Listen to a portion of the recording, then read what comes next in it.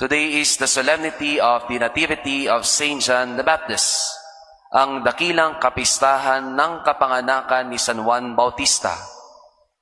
Selebrasyon din po ng patron ng bayan ng Bautista ngayong araw. We are joining with them, praying for them, the parish of Saint John the Baptist sa Bautista. 3 words for us to reflect for this great feast.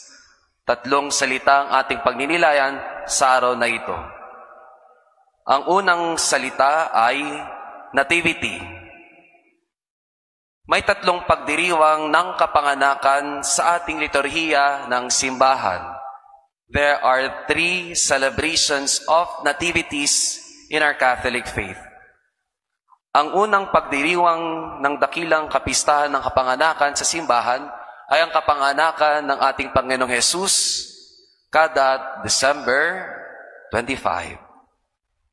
Ang ikalawang selebrasyon ng kapanganakan na pinagdiriwang natin sa liturhiya ng simbahan ay ang kapanganakan ng minamahal nating ina na si Birheng Maria. Kailan po? September 8. Ang ikatlo naman ay ang pinagdiriwang natin ngayon, ang dakilang kapistahan ng kapanganakan ni San Juan Bautista every June 24. Ang tanong naman ay, bakit nakisawsaw si San Juan Bautista? Hindi na ba sapat ang selebrasyon ng kapanganakan ni Jesus at ang minamahal niyang ina na si Birheng Maria? The question is, what is the significance of the birthday of Saint John the Baptist? Simple lang naman po. Ang kahalagahan ng pagdiriwang ng kapanganakan ni San Juan Bautista ay yung pinakadahilan kung bakit siya isinilang sa mundong ito. At ano yun? The reason why Saint John the Baptist was born in this world is for the world to be prepared for the coming of the Lord. John the Baptist prepare the coming of the Lord. Hindi lang ng bayan ng Israel, inihanda niya rin ang buong mundo sa pagdating ng ating Panginoong Jesus. And how did He prepare? By repentance.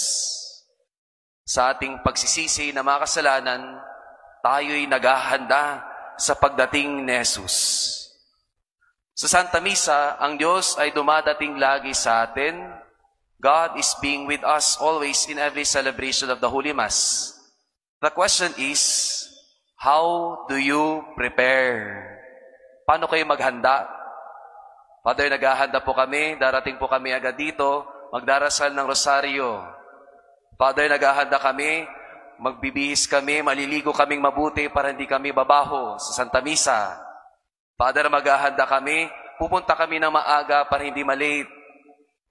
But the best preparation in every Mass is confession. Handa po ba tayo spiritually? O baka hindi tayo handa interiorly? The best preparation in each Holy Mass is repentance. The first word is nativity. The second word for today is identity. Nativity, identity. There are top 3 names of male children sa Pilipinas na hango sa Biblia.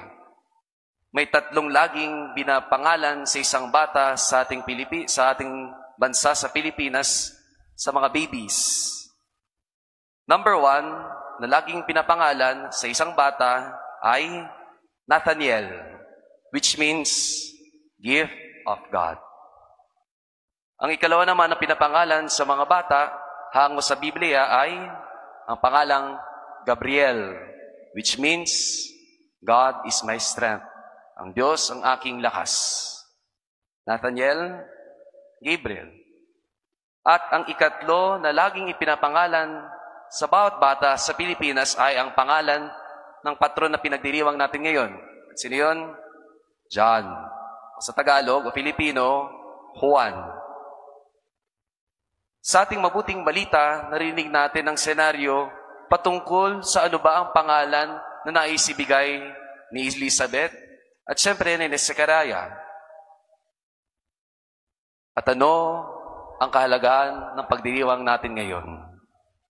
Ang kahalagahan ng pagdiriwang natin ngayon ay ang importansya ng ating ipinapangalan sa mga bata. The importance of the names that we are given to the children. Supposed to be ang pangalan dapat ni John the Baptist ay Sekaraya. Pero ang binigay, John. Question. What is the meaning of the name John or Juan? Ang ibig sabihin ng pangalang Juan or John is God is gracious. Ang Diyos ay kay buti. So ang pangalan mo ay Juan or John, the meaning of your name is God is gracious. Ang Diyos ay kay buti. So may assignment ako sa inyo ngayon. Anong ibig sabihin ng mga pangalan ninyo?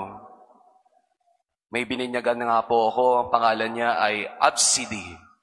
ABCD. Mga kaibigan ko na pare, biruan namin, mga kakaibang mga pangalan ang binibinyagan nila. May isang bata, ang pangalan niya, Lady Gaga. May isa naman, ang pangalan ay Lebron James, hango sa isang basketballista. At kung sino-sino mga pinapangalan sa bata, parang pinagtitripan. Ang turo ng simbahan, at lalo na sa katisismo ng simbahan, the names of the children should be derived from the names of the saints.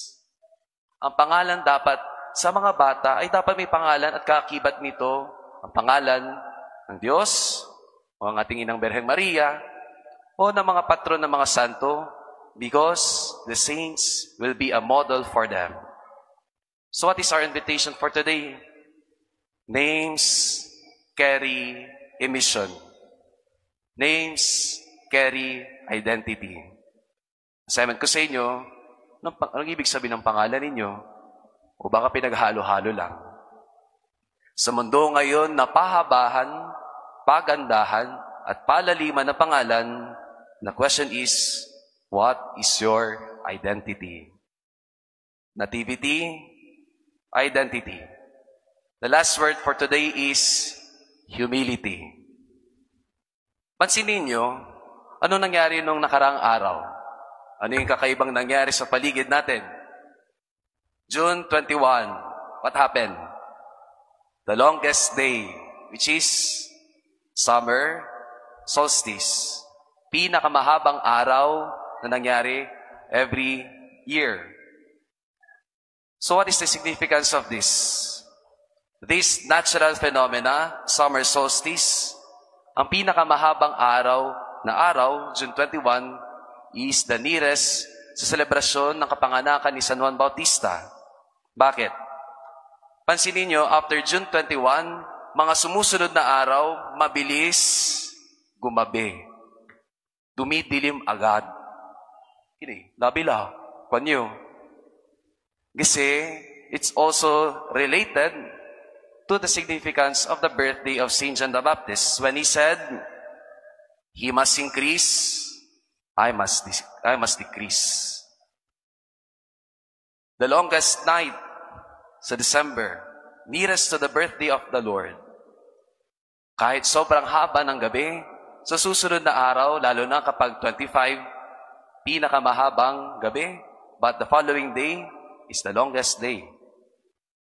This shows that Jesus is the true light of the world. At si Saint John the Baptist ay isa lang tagahanda at tagaturo kay Jesus. John the Baptist is not the Messiah. Klaro yun sa kanya. He is just a precursor. Tagaturo na ang Diyos ay ang Panginoon. What is the invitation for us today?